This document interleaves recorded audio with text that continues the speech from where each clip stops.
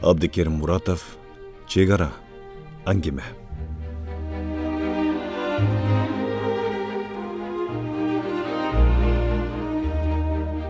Бар ойнап кел. Апам тізген иінеменен бұтыма секейін чап, домдап қойдылы, үргілеп баратқан екенмін, чочып кеттім. Қарачы тізгеніңді. Анан апам мен толтырып берген иінені жіпке емелі өткірген екен, қанап жіпті сілкеп қойдылы, тізілген тамекінен жарым әлі жерге түшіп қалды. Құсырап отырып, өсөгінен сайбай, паригінен әлі сай өріпсің, елтін балдарын қарашы, чақчығайдай болып бер жақшына олтырады. Аяған сайын. Апам сүйленген бойдан қалды. Мен ешкі постегімден ақырын қозғалдымда, сарайдағы бізден арқы, андан да арқы мамылардың түбінде өз үй білелеріменен тамек тізіп атқан досторым Бекмат менен Сатарды уырдана қарап қойдым, қолы ұтымды керілді. Түнкі тізімде ұшындайыз бар. Саат 12-ге жақындағанда ұйқы баса баштайды. Анча, таң атар менен сарқы үзүйге кетеміз. Анан күндүзгү түзүү, сарайдан эле ума чаш ичип, же ширкүрүш жеп алып, түштөн кийин күзүүгө жөнөйбүз. Кечки тамакка бир нерсе шам-шум этип коюп, түнкү тизимге отурабыз. Окшош айлар, анан август менен сентябрь биздин айылда ушундай. Тамекиде өзгөчө эргенчи балдар, бизге окшогон өспүрүмдөр болбосо, анда колхоз планын кантип толтурмак элек. Менин артымдан эле Бекматчыга келди. Экөөбүз Сатарды карап турабыз. Ал бизди көрөрүн көрдү, секейин ышкырганыбызды да укту, бирок чыгышка шашылбайт.Ийнеси толбой аткан экен дедик. Чын эле карап турсак,ийнеси толор менен ана апасынын алдына таштай салып, караңгыда атам айткандай, баюулуудай болуп турган бизге келди шашып-пушуп. Бүгүн сен бекинесиң, биз издейбиз, деди Бекмат мага тигиле карап. Мелдеш боягда эле, сени таппай калсак, экөөбүз бир-бирден тамек сарайды айландып көтөрүп келебиз. Сени таап алсак, сен экөөбүздү бир-бирден сарай айланда көтөрүп чыгасың. Болду. Сүйлөштүк. Ичибизден санап, 10 дегенде издөө башталат. Менин жашынып алышым үчүн Сатар менен Бекмат тамек сарайдын ичине 1-2 кадамдай кирип туруп калды. Мен жашынар жай издеп кеттим. Ичимден 1, 2, 3 деп санап барам. Уақытың жоқ, тез жашыныш керек. Учу эле сарай артындагы рамкелердин ичине эңкейген бойдан томполоңдоп кирип кеттим. Сарайда жипке тизилген тамекилерди эртесе түш ой бир-бирден алып, жерге тийбесин деп күнөстө зым тартылган атайын жайга байлап чыгабыз. Жиптеги тамекилер башка жиптеги тамекилерге да тийбеши керек.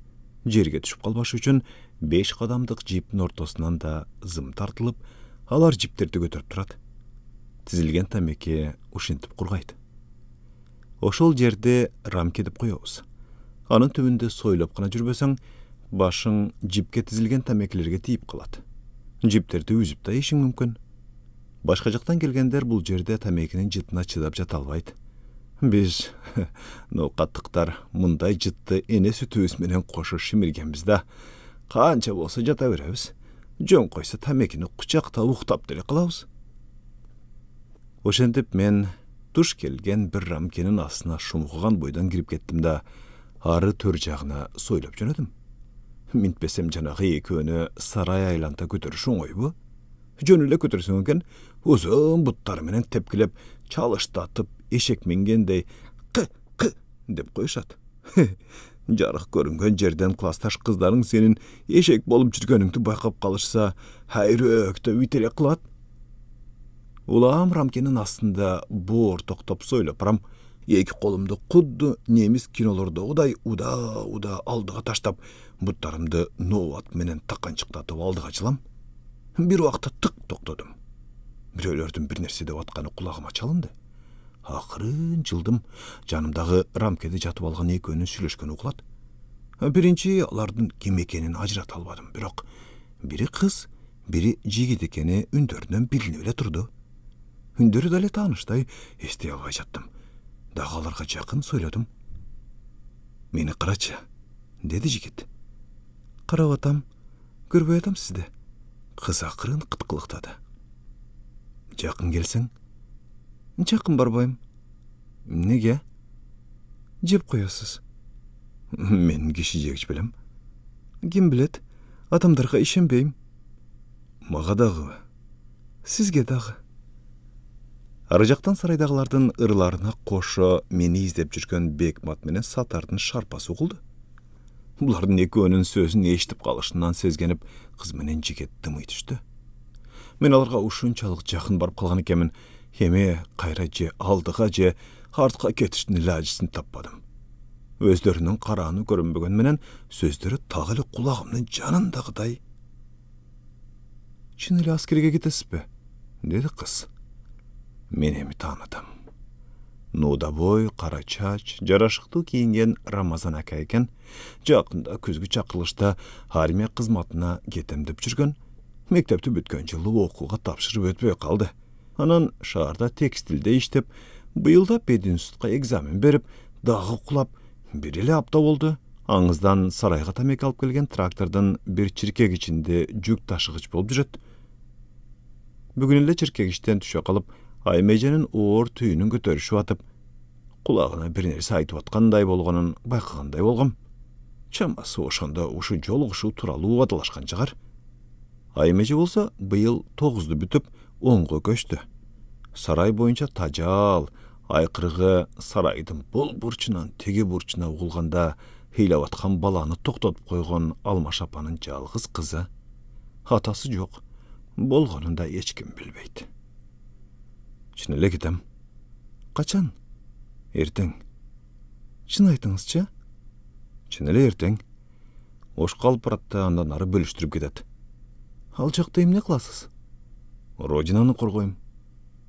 Аймече ойлонуп кеттиби, бир аз токтоп калды. Кимден коргойсуз? Душмандардан. Душмандар кимдер? Алар көп. 4 тараптан чыга калат. Мага жакын келбеңиз, Рамазан ака. Мына бул жер чегара. Ортодогу зымды көтөрүп турган цемент. Ушул чегарадан өтпөңүз. Кабыл!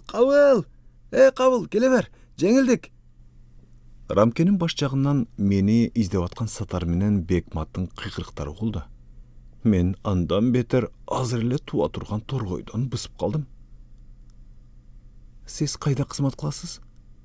Чегарага суранам. Неге? Сени тынч уктасын деп чегара кайтарам. Канча жыл? 2 эле. Ага чейин сен 10-чуну бүтөсүң. Экөөнүн ортосундагы жымжырттык басты. Айым дейм. Бирок кайра жигит сөз баштады. Эмне? Мени күтөсүңбү? Неге күтмөгөлөм? Мен сага кат жазып турам. Рамазан ака, кат жазбаңыз, апам өлтүрөт. Анда отпуск алып келип турам, мейлиби? Мейли. Ар 3 ай сайын. Мейли. Ары туруңуз, чегараны басып кеттиңиз. Мына чегара турбайбы? Сиз бери жылып алыпсыз. Кандай билдиң? Жакындай түштүк го, Рамазан ака. Жакындайлы да. Жок, Рамазан ака, жакындабаң. Мынабу сиздин колуңузбу? Жок. Анан кимдики? Билбейм. Колуңуз чегарадан өтүп кетти, Рамазан ака. Алдым, болдубу? Болду. Кабыл, чыга бер, сен уттуң. Рамкенин орто тушунан сырт жактан Сатар менен Бекматтын кыйкырыктары дагы угулду. Жанындагылар саалча сүкүттө турду. Атарап тынчып калганда сөз үзүлдү. Мен сени жакшы көрөрүмдү билесиңби? Үзүлгөн кепти Рамазан ака улады. Билбейм. Колуңузду тартыңыз, Рамазан ака, болбосо азыр туруп кетем. Мына, тарттым. Чегараны бузган жокмун. Ошентиңиз. Азыр апам издейт. Шаарда бирөөлөр менен сүйлөшүп келгендирсиз, Жо, айым. Эч ким менен сүйлөшкөн жокмун. Балдар ушинте бересиңер да. Мен башка балдардай эмесмин. Сага кулак сөйкө салып кетишкен дешет го. Коюңузчу ошолорду. Туугандар. Апамдын бир карын бөлөсү илгери ачарчылыкта Өзбекстандын Куба деген жерине турмушка чыккан экен. Катташып турчу. Ошол катын небереме алып берем, кан жаңыртам дептир. Сен аны көрдүңбү? Көрдүм. Кандай экен? Арыктан арык тыртайган uzun неме экен? Нукул өзбекче сүйлөйт шилбейип. Онду бүтөрүң менен алып кетсем не кыласың? Кетпейм, өлсөм да кетпейм. Ары жактан бөт айлананы жаңыртып дүрбөткөн кыйкырык чыкты. Хаймеженин апасы Алмаш апанын үнү. Ой айым, өлүңдү көрөйүн, сен каякта жүрөсүң? Жер жутуп кеттиби сени? Муну алыңыз. Шашып калган кыз чек арадан колун өткөрө жигитке бир нерсе сунгандай болду. Бул эмне? Дасыромал. Өзүң тиктиңби? Чачысына майда назик мончок тизип, атласына кеште түшүрүп, астайдыл аракат кылып өзүм сайдым. Чек арада кийимиңизге измелек менен төнөп салып жүрөсүз. Экөө тең жим болду. Чек аралары не болду билбей калдым. Алмаш апанын ажылдаган үнү азма-аз өтүп кайра эле угулду. Ой атың өчкүр айым. Түн жарымында бок жеп жүрөсүңбү? Ой бала, сатарсыңбы? Бас бер. Сен ак кызды көрдүңбү? Издешчи?